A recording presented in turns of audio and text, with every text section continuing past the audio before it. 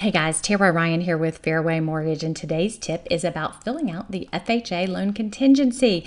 In this example, I'll be showing you on the screen exactly how to fill out this form, and the bonus is I'm having a bad hair day and I don't have to get on video. So many of you are experts at this form, but many of you get intimidated when you get to it because you don't see FHA that often. So let me tell you exactly what you need to know.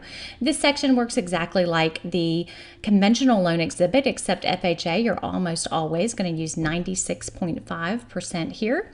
Here you're going to put in the interest rate. Remember, the interest rate does not matter. It is not referenced anywhere else in this document, and so don't get hung up on what that exact number should be. Put in an interest rate that's close. Tell your buyer that you're just putting in a number that's close and not, it's not exactly what they will get from their lender.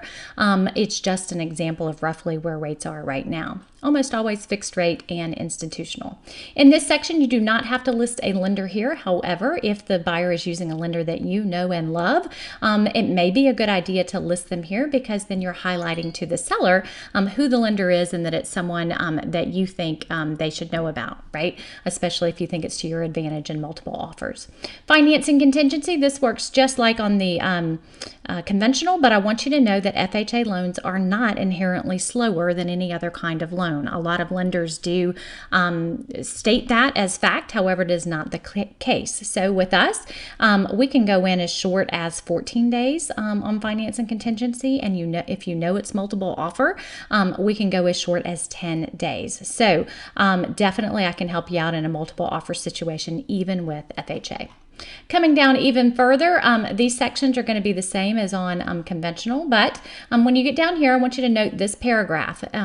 In this section, you need to write in the sales price of the property here. Most lenders don't want to see the word sales price. They want to see the number. And this paragraph does say that the buyer can get out of the contract and get their earnest money returned if the home does not appraise. There is no expiration date to this paragraph. This can happen all the way through the closing date. This is unique to FHA and VA, different from conventional where there's an expiration of the appraisal contingency.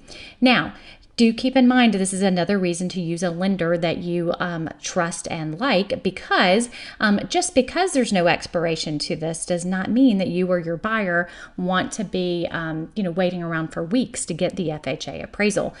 We order it up front so we get it back very quickly, and that is super important. So let's just find out where we are early in the process.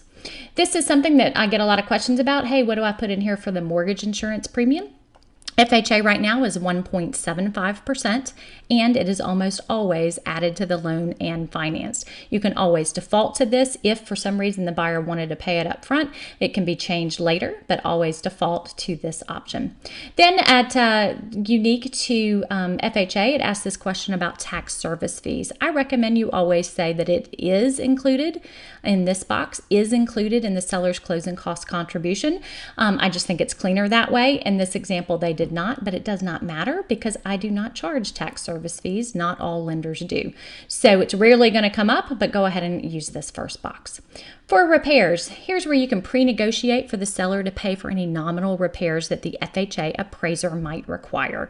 Most agents do put in seller, and then they put a nominal amount of $300, $500 here. Moving on, this section has to do with public sewer. Guys, this does not come up that frequently, but if there is a property that is if it's on public sewer, this is all NA, and you can write in NA and all the blanks. If it's on septic, most of the time you'll say the seller will pay a certain amount to connect it to public sewer if available. Guys, this comes up very rarely. I don't want this to stress you out. Just go ahead and use NA if it's on public, and if it's on septic, go ahead and put the seller and put a nominal amount, and then we can negotiate that if it's determined that the property might need to be put on public sewer. Okay.